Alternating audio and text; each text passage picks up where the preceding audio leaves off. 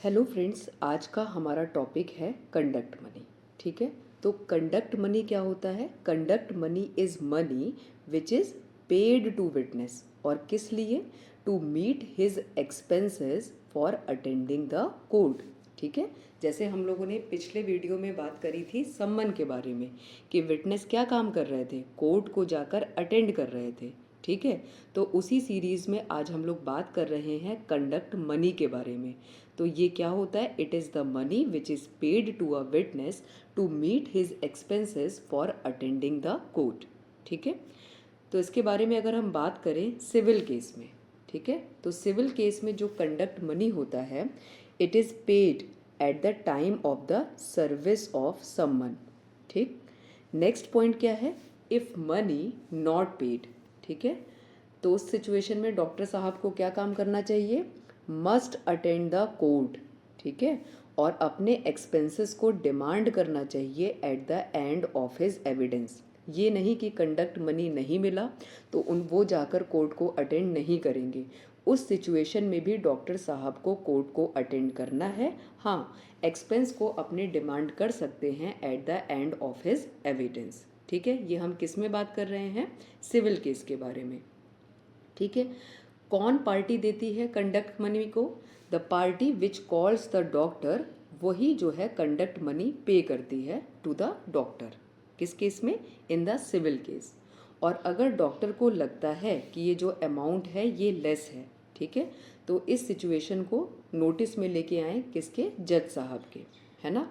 और at last जो है क्या होता है? जज जो होते हैं वो डिसाइड करते हैं to the amount to be paid.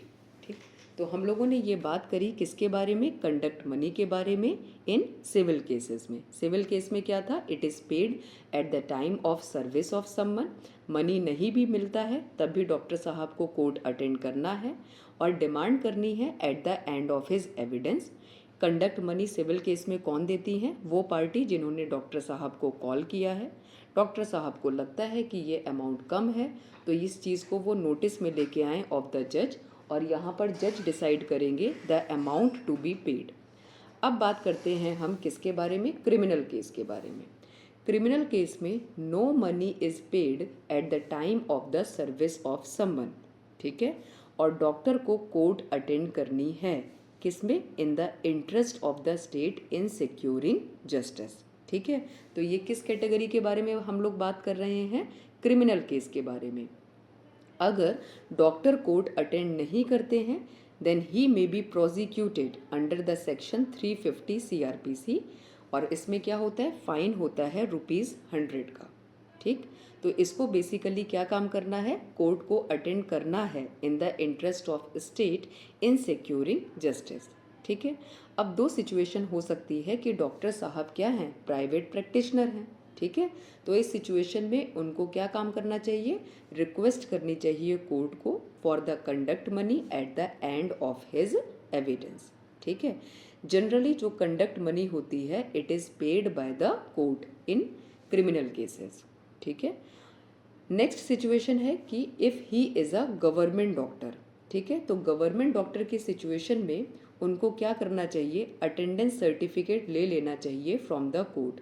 Attendance certificate में ये सर्टिफाई होता है कि हाँ, डॉक्टर साहब ने इस पर्टिकुलर डेट टाइम पे कोर्ट को अटेंड किया है और उनको कोई भी मनी नहीं दिया गया है। ठीक है, तो ये गवर्नमेंट डॉक्टर क्या काम करते हैं?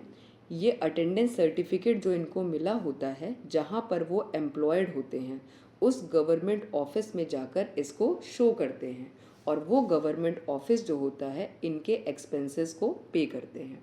तो आज हम लोगों ने बात करी किस टॉपिक के बारे में? कंडक्ट मनी के बारे में। ठीक है, ये हम लोगों ने देखा सिविल केस में भी और क्रिमिनल केस में भी। ठीक है।